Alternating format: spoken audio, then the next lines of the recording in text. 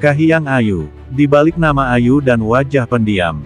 Oleh Christovita Wiloto, Chairman Strategik Indonesia. 1. Di hadapan Allah, tidak ada yang tersembunyi. Indonesia sedang dibangunkan oleh Allah. Di balik gejolak politik dan krisis kepercayaan, Tuhan sedang menyingkap satu persatu wajah-wajah yang dahulu tersembunyi. Salah satunya adalah Kahiyang Ayu, anak dari presiden sebelumnya, Joko Widodo. Di hadapan Allah, tidak ada yang tersembunyi.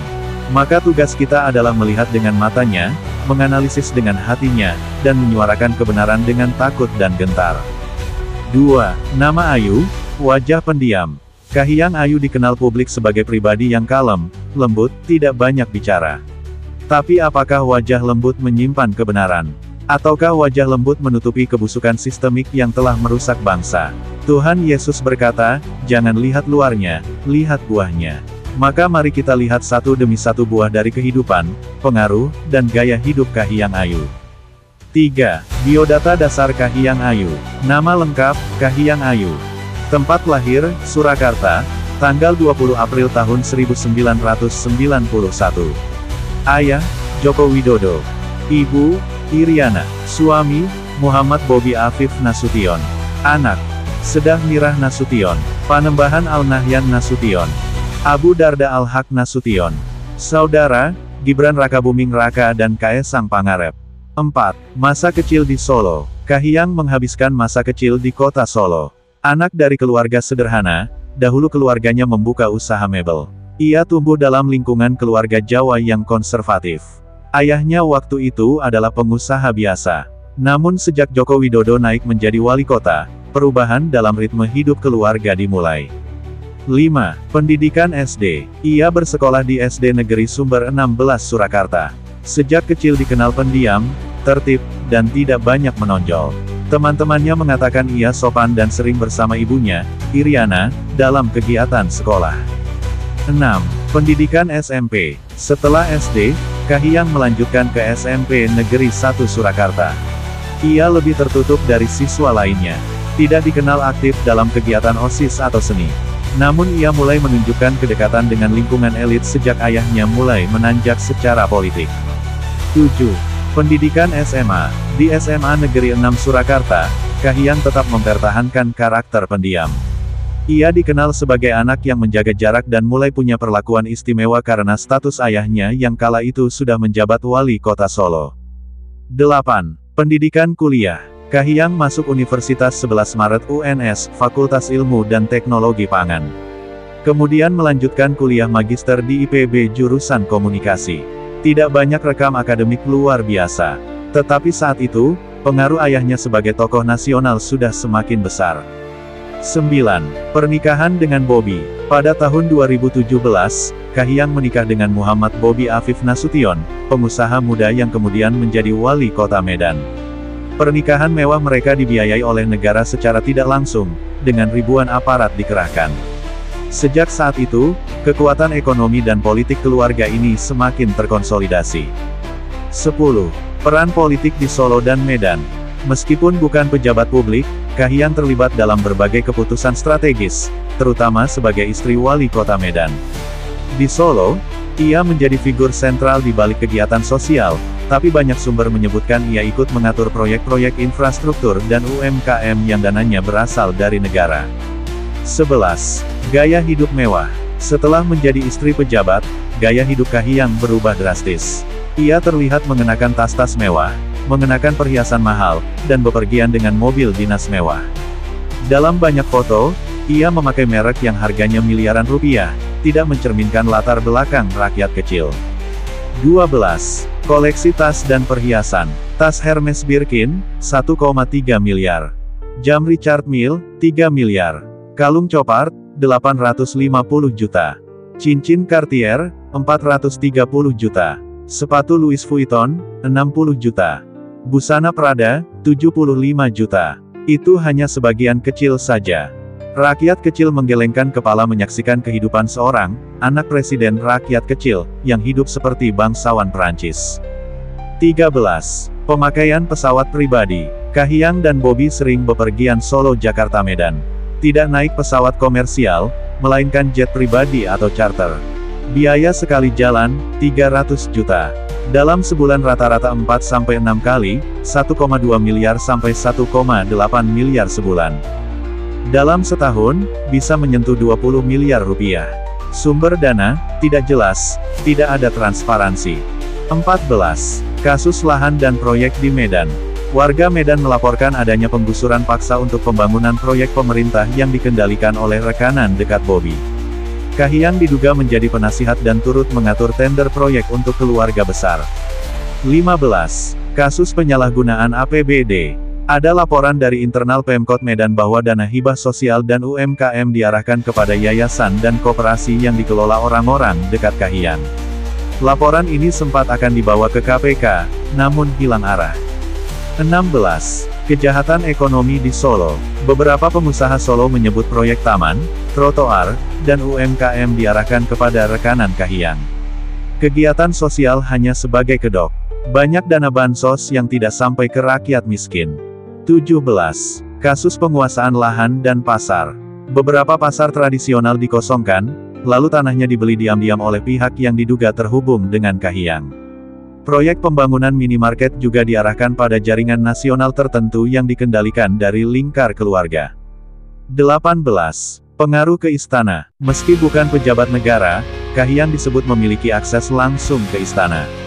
Banyak kepala daerah mengaku takut karena Kahiyang bisa telepon langsung ke presiden. Ini menunjukkan struktur nepotisme yang sangat dalam. 19. Peran di BUMN dan koperasi. Kahiyang disebut menjadi sosok sentral dalam pengaturan koperasi wanita, UMKM binaan, hingga BUMN pangan. Semua itu digunakan untuk mendistribusikan proyek kepada orang-orang dalam. 20. Penyalahgunaan kekuasaan anak presiden.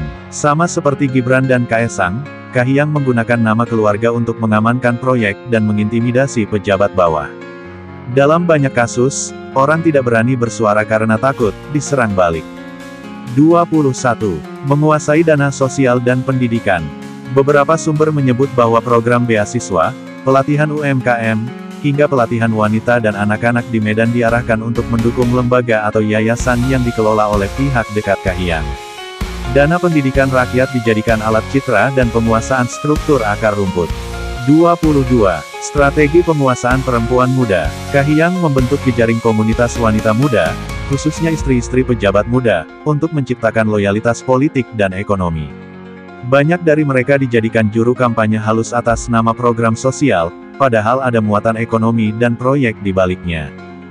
23. Jaringan ekonomi keluarga Jokowi.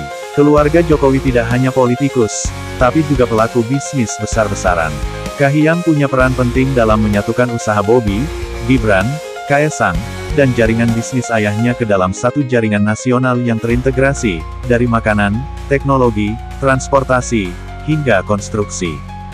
24. Bisnis di balik layar. Kahiyang dikabarkan ikut dalam pendirian sejumlah bisnis kuliner dan properti yang tidak secara langsung mencantumkan namanya, namun dikelola melalui nomine atau orang kepercayaan. Lokasi usaha sebagian besar mendapat kemudahan izin dan proteksi dari pejabat. 25. Kasus di balik pertanian dan koperasi. Beberapa koperasi wanita dan kelompok tani di Sumatera Utara mengaku diminta setor proyek kepada jaringan Kahiyang. Dana bantuan alat tani, bibit, bahkan pupuk bersubsidi dijadikan alat bisnis gelap yang merugikan rakyat kecil. 26. Gaya hidup di media sosial. Meski tidak terlalu sering muncul, beberapa penelusuran menemukan bahwa Kahiyang sering tampil dengan aksesoris branded, menggunakan produk yang tidak sesuai dengan nilai kesederhanaan yang selalu dikampanyekan ayahnya. Rakyat mulai bertanya, siapa sebenarnya keluarga ini? 27. Pengawalan dan fasilitas negara. Setiap perjalanan Kahiyang dan keluarga dikawal ketat oleh aparat negara, bahkan saat keperluan pribadi. Hotel dibuking penuh, kendaraan mewah disiapkan, dan fasilitas negara digunakan tanpa batas. Rakyat marah karena uang pajak digunakan demi kenyamanan satu keluarga. 28. Penyimpangan moral di balik simpati.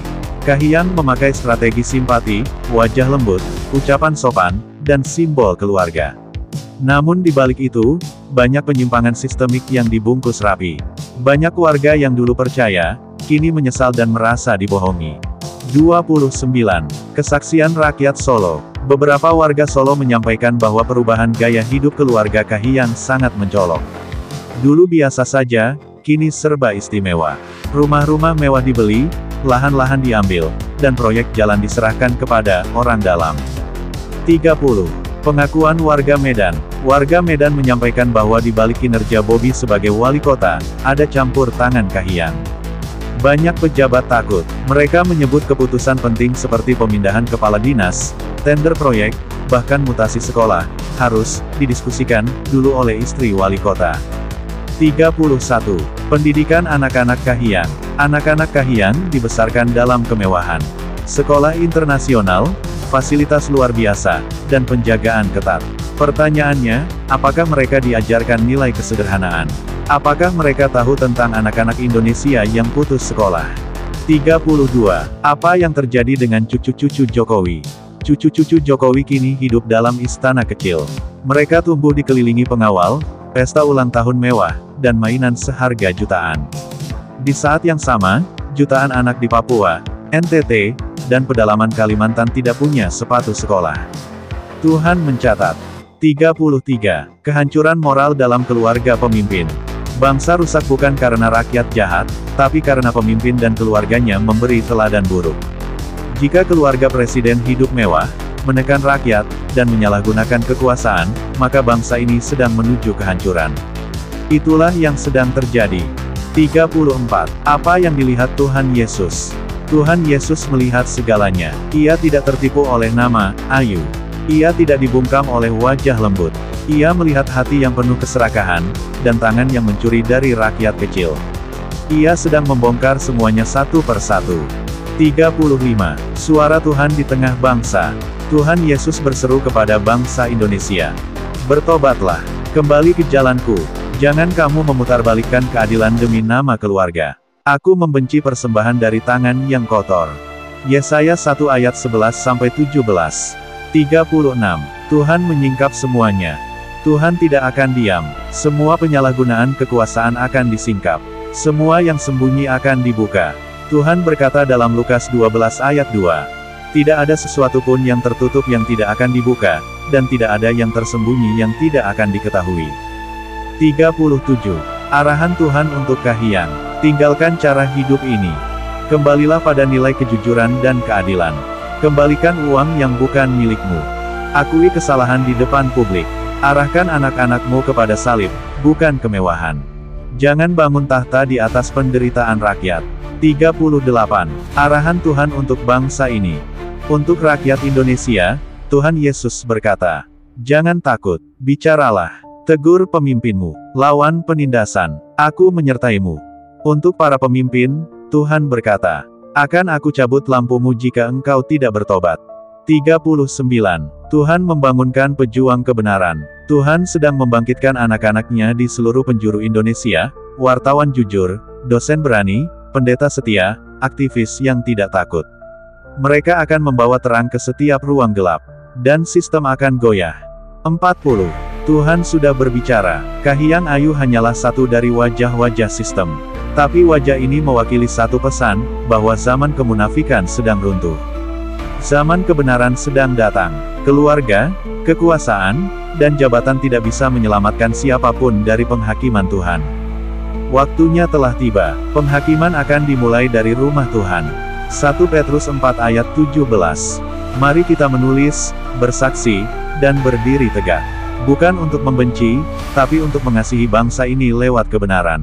Tuhan Yesus Kristus, Raja segala raja, sedang berjalan. Bersiaplah.